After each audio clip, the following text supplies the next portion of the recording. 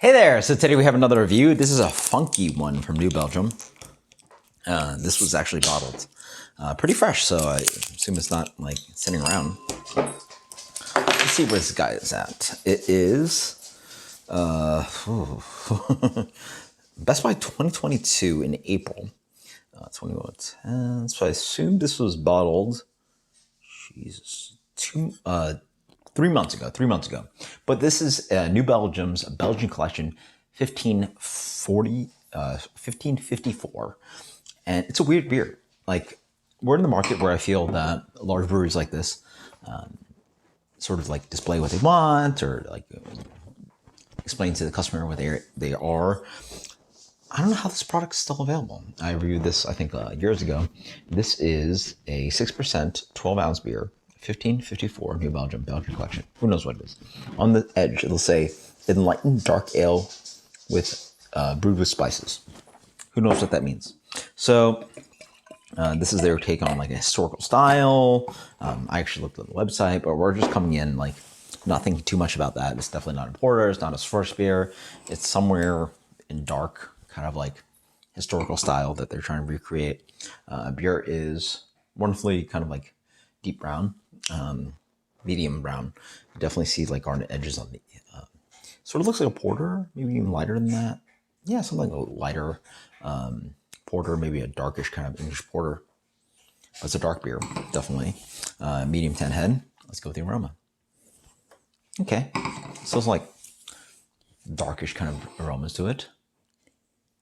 It's like dried cherries, raisin. A little bit of toastiness to it. Oh, now I get a little bit of that kind of like sexy kind of like licorice thing to it. Quite nice. Full blind, I would guess this is kind of some kind of like fruity kind of porter thing. Has like almost like a tropical stout thing where it's like fruity and dark. Pretty nice. Price, pretty nice, like inviting kind of aroma. It's like kind of chocolate notes, a little bit licorice, again, dry cherries, raisins. Pretty pleasant. Oh yeah, there you go. That's where the ashiness comes in. It definitely has a porter-esque kind of like, I think they're using some amount of like chocolate or black malt in here. All right, probably chocolate malt.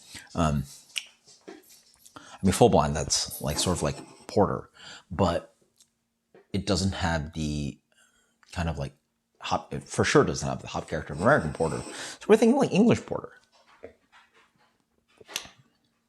Yeah, that's in Boston Nalgin style. I mean, like, there's nothing about this beer that sings otherwise. It's got a fruity profile, just like, you know, the esters are coming through. There's like a cooked apple, ethyl hexanoate kind of thing going in. Nice levity to the beer. Dark malts are definitely coming in. There's a burnt note that's really quite nice. It's definitely maybe more intense than English porter, but it's somewhere around there.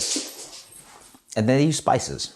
So again, I don't know how they advertise beer, why people are buying it, or how they advertise it and why people are buying it. Like, I assume it sits on the shelf, who knows? But again, I would never think that this beer with a white label, with like a brick house on it, or whatever that thing is, and 1554. It's a dark ale. Again, as a novice to intermediate buyer of beer, I just don't know who would be buying this or what reason they have this in their portfolio, but it is a very tasty beer. This is a very tasty beer. And again, we're all about marketing. Yeah, I think we're in the age at, I guess now, 2022, we're marketing and describing beer and having the right label and having all these correct things is so important. They sell a triple. A triple makes sense, you know. You like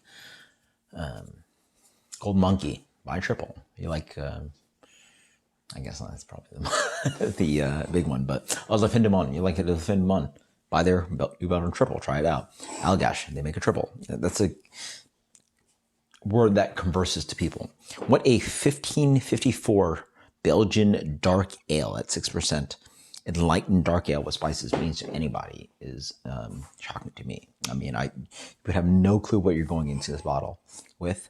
And in the end, this tastes like a English porter.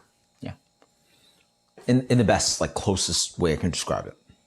It's obviously a blend of things. It's somewhere there with maybe a little bit of Schwarzbier in there. So the German influence, Belgian influence, and then maybe like I don't think any American beers really taste like this. Oh, I guess like international dark lager maybe tastes like this. So like a really dark, very, very dark Shiner Bock, I guess would be the best. Tastes fine. Very good. Talking about the beer more. It's nice and crusty up front. Now, the initial attack was ashy. Now I'm getting it's really nice, kind of like toasted, like almost slightly burnt, kind of bread crust character, like the edge of your sandwich when you like get a really nice sandwich where it's like the edge has got really nice crusty kind of like toasty notes to it, like kind of cocoa note, really pale, light milk chocolate notes to it. Spices which are nice. Whatever spices using, I don't think I found on the website, but I would call it like earthy. Like we're going, that's how the hopping or the spices are going towards like nutmeg. Maybe not. Again, they're really pretty and light. Cardamom, nothing bright like cinnamon. It's a really nice kind of like pretty pale beer. I would have even guessed this was like a lager or something, like, you know, like a, again, Schwarzbier definitely comes in the realm of conversation.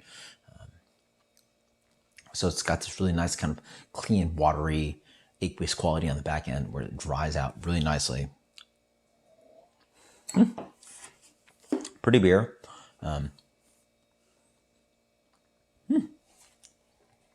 A really nice kind of winter lager, I would argue it is, but they call it an enlightened dark ale with spices. So, yeah, let's go with the solid 86. 86, that is New Belgium, 1554.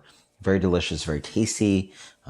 What this is a guess to me, but it's just a fun, pretty little dark, brownish kind of ale. So until next time, guys, cheers. Later.